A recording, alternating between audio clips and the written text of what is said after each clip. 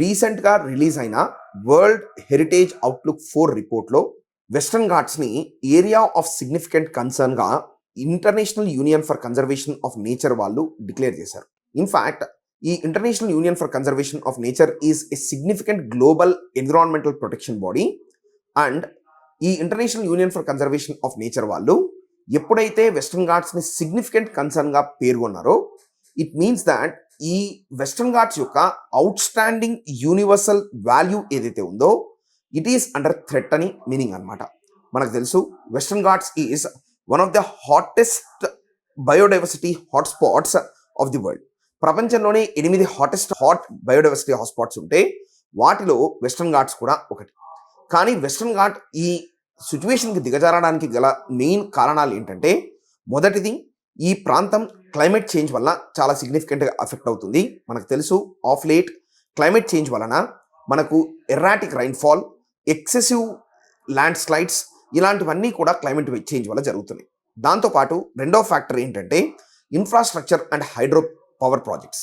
మీకు తెలుసుంటే ఈ వెస్టర్న్ ఘాట్స్ ప్రాంతంలో Indian government is constructing a lot many hydro power projects, of which one of the largest one was Silahal pumped storage hydroelectric power plant, which is present in the Nilagiri region with a 1000 megawatt capability. Then దీంతో పాటు additional tourism. మనకు తెలుసు western Ghats reason has a very high human foot print ranging from it's extent. అంటే అది గుజరాత్ నుంచి కేరళ వరకు extend అయినప్పుడు మొత్తం 6 రాష్ట్రాలలో మనకు వెస్టర్న్ ఘాట్స్ ఉంటుంది. అన్ని ప్రాంతాలలో కూడా టూరిస్ట్ ఫుట్ ప్రింట్ అనేది చాలా ఎక్కువగా మారడం వలన దాంట్లో వచ్చే వ్యర్థ పదార్థాల వలన ఈ ప్రాంతం చాలా సిగ్నిఫికెంట్గా అఫెక్ట్ అవుతుంది.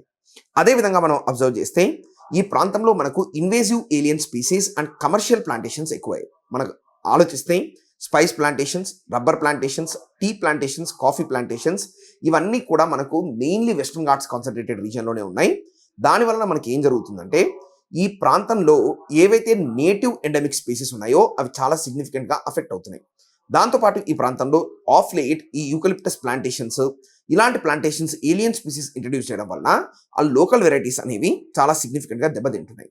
అదేవిధంగా habitat fragmentation is one of the serious concern. ఎందుకంటే మనం అబ్జర్వ్ చేస్తే ఈ హ్యాబిటాట్ ఫ్రాగ్మెంటేషన్ అనేది ఏదైతే ఉందో it is occurring primarily because Western Ghats runs through or across multiple states. So ఇది కూడా ఒక సిగ్నిఫికెంట్ ఫ్యాక్టర్గా మనం కన్సిడర్ చేయొచ్చు.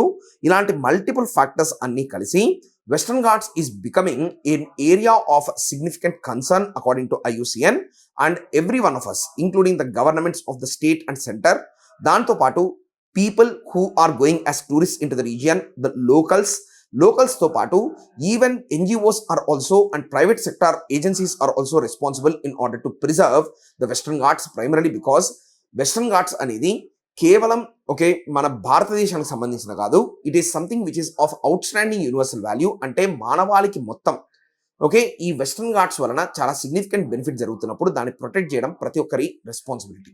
Thank you.